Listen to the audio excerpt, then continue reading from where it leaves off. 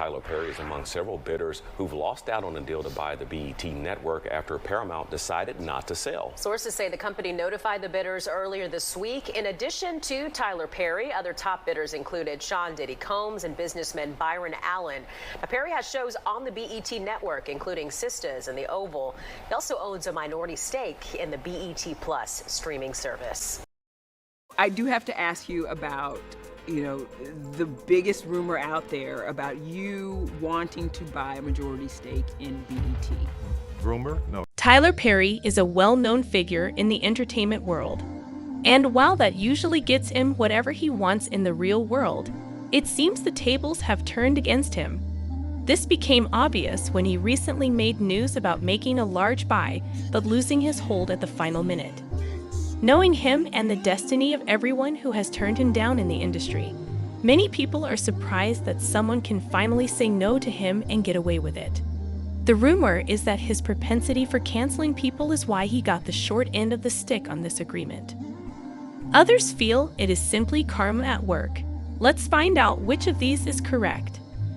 Unless you've opted to avoid all news outlets, there's a good chance you've heard about film director Tyler Perry's latest maneuvers. The celebrity icon dominated headlines in recent weeks as it was revealed that he was on the approach of purchasing a whole television network. It's shocking, but it's not surprising because Perry has made significant moves like this before. The only difference between then and today is that the director might not get what he wants as easily this time. Tyler Perry was reportedly interested in purchasing BET 3 weeks ago, after news spread on social media that Perry was already discussing a network takeover with his employees. The headlines skyrocketed. At the time, Perry's successful series Sisters actor Mignon Vaughn disclosed his plans in an exclusive interview with the Daily News, stating, "Of course, he talked to us about it, what it would look like. And he also talked to us just in case it doesn't happen. That's what I love about him. It's a family and he talked to us, but he hasn't confirmed anything yet." However, shortly after the interview with the actress was aired, Perry himself confirmed that he did indeed have plans to make the purchase. But you could say the network had other plans. Perry's ambitions to become the new owner of BET have met a snag, according to news reports, because his bid to make the buyout wasn't even close to the sum the network's current owners expected. According to the senior stakeholders in the agreement, Perry gave the corporation $2 billion rather than the $3 billion the company had in mind. This appears to have been the final straw, as the corporation made the acquisition official shortly after their conversation. According to rumors, Paramount, BET's parent company, officially announced its withdrawal from the highly publicized contract on Wednesday, August 16th. According to a source close to Paramount, "We made this decision because the benefits of maintaining a majority stake in BET Media Group creates more value for Paramount than any of the proposals we received." Whereas Paramount indicated that they wanted to give BET back to a black man or woman and thought Perry would be a good steward to manage the business. It appears that the final decision came down to dollars and cents. Tyler Perry first expressed interest in owning the famous network months ago. Byron Allen, another major player in the media landscape and the head of All Our Media Group, expressed interest in the network sale as well. But the actor had a better chance at the purchase due to his previous well-established connections to the network. Perry, well known for developing the beloved character Medea, currently has a minority investment in the network. This network, which includes VH1 and has connections to BT Plus and BT Studios, is also part of Perry's larger portfolio. Perry had previously addressed the possibility of purchasing BET, expressing his intention to do so in an interview with Entertainment Tonight in April. Rumor? No, this is not a rumor. I've been there for 4 years now and have had tremendous success, Perry stated at the time. I wasn't expecting this, so if it's feasible, I'd like to take as much of it as possible. If at all possible, I'll take as much as I can. Perry stated why black ownership is vital to the network during the same interview, saying, "I think there was sadness when Bob sold it, and I think there will be happiness when it's Black-owned again, Perry stated. He continued stating, Sherry, Redstone, and Paramount. They've done a phenomenal job with it. He concluded. They did not let anything go to waste. They did not let it crumble. They nursed and cared for it. And when I saw Sherry in this position saying, I think it should be returned to a Black owner, I thought, oh, that's my kind of person. This essentially demonstrates that Perry was in talks to buy the network long before anyone outside of the main players involved was aware of it. So the fact that it became news all throughout Perry's office, as well as every major news outlet scooping it up, indicates that it had to be almost certain behind closed doors. Even people on social media were talking about the deal as though it was done, only to discover that the key participants had a different tale. I thought Tyler Perry had already bought BT. One user wrote, so you were just spreading that false news.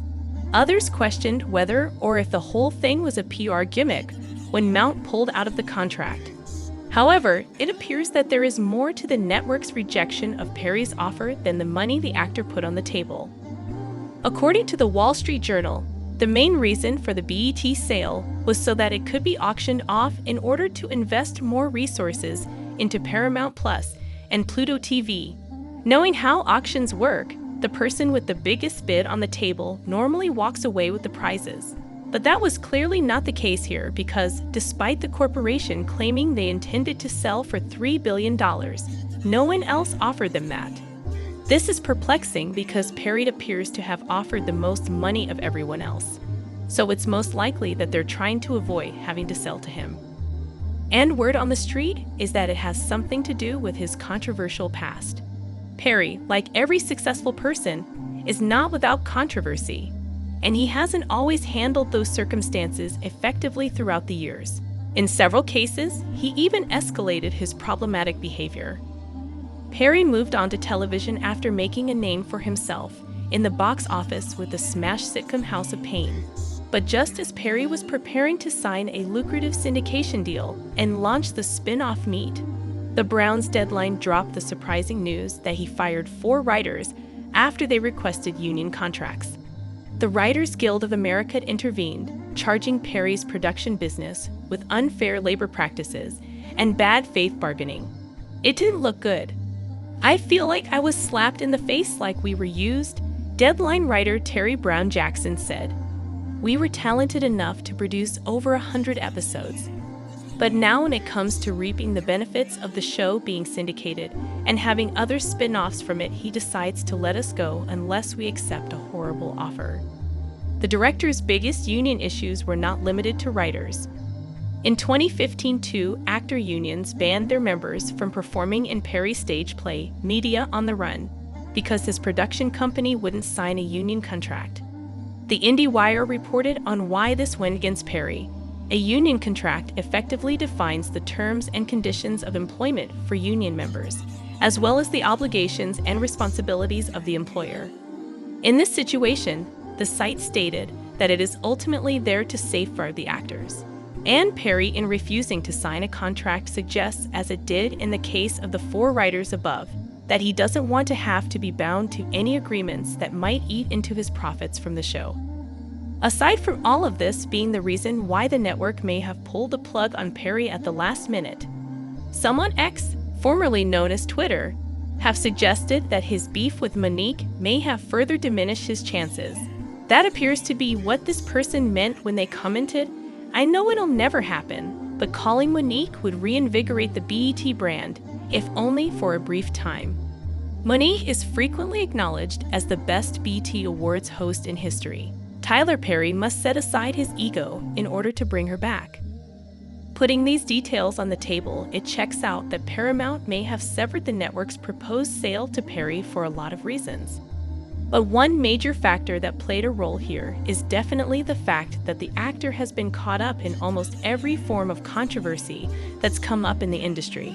Or maybe it was really all about money. Either way, it looks like even the almighty Tyler Perry isn't above an industry roadblock.